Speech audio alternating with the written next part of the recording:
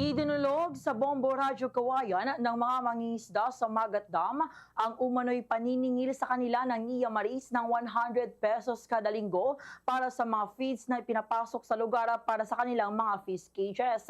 Sa panayam ng Bombo Radyo Kawayan sa isa sa mga fish cage owner na si Dominadora Pagaduan, sinabi niya na nagsimula ang naturang paniningil noong araw ng Pebrero 2026. Anya, ikinagulat nila ito dahil wala namang naiparating sa kanila na kailangang bayaran para makapagpasok ng feeds at iba pang farm inputs. Hindi rin umano nababanggit sa kanila kung para saan ang sinisingil na 100 piso sa bawat cage owners. Giit ni Pagaduan na malaking kawala sa kanilang 100 pesos kada linggo, lalo na at madalas silang makaranas ng pagkalugi sa pag-aalaga ng isda tuwing may kalamidad. Dagdag pa niya sa kanilang gastusing ang pagpapautupad ng fish cage registration na 10 pesos hanggang 15 pesos per square meter ng kanilang fish cage kada taon. Dati kasi ay 2 piso lamang sinisingil bawat square meter at marami pang hindi nakakabayad. Dahil dito ay mas nangangambaan niya silang mas lalo darami ang hindi makakabayad kung itataas ito sa 10 to 15 pesos per square meter. Ganito ang bahagi ng pahayag ni Ginoong Dominadora Pagaduana. Domingo, nabayad mo sa agasok to naman sa Montepizal. Hindi February 1 sir. Oo. Ipina-implementa na bayad kami sa agasok kada Domingo. Dali 400 makabulan. Oo. Na-consult kayo ito? Sir, ay kwa, magamamulata kalang ay abrap nga kwa dalatan. Ipaulog dalatan nga lintigdan nga madimu ammo.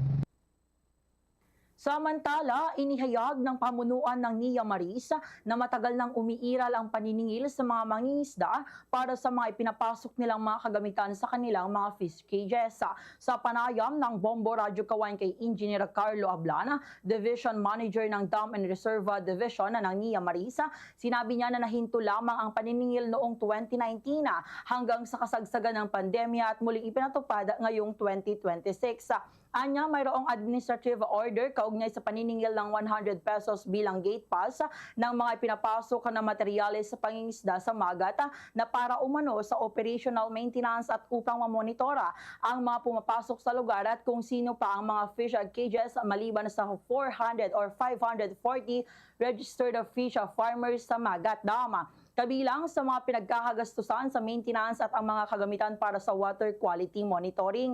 Ayon kay Ablan, nagkaroon naman umano ng consultation sa pamamagitan ng mga asosasyon ng mga fish cage owners sa Magat.